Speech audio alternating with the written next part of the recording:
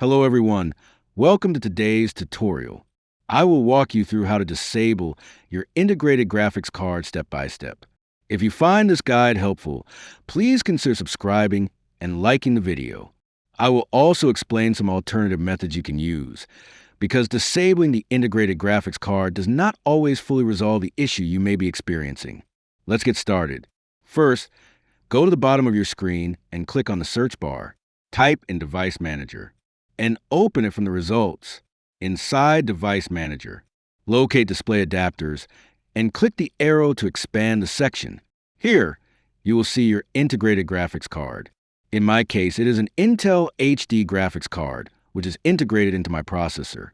At this point, you could right-click and select Disable Device to turn off the integrated graphics.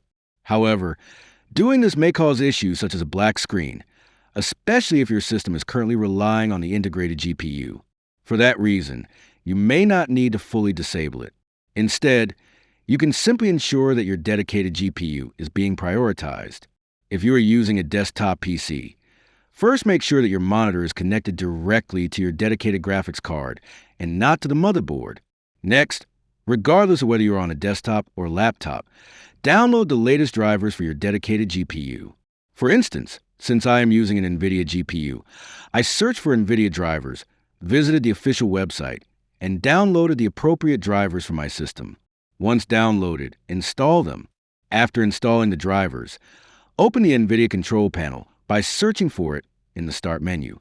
On the left-hand side, click Manage 3D Settings, and then navigate to the Global Settings tab. Here, you will see the option to choose your preferred graphics processor. Simply select your dedicated GPU, in my case, the NVIDIA GPU, as the default for your system. This will ensure that applications use the dedicated GPU instead of the integrated one. These methods are safer and often more effective than disabling your integrated graphics entirely. They give you more control over which GPU your system and applications will use. That's it.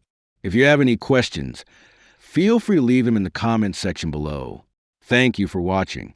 If this video helped you, please consider liking the video and subscribing for more professional tech tutorials.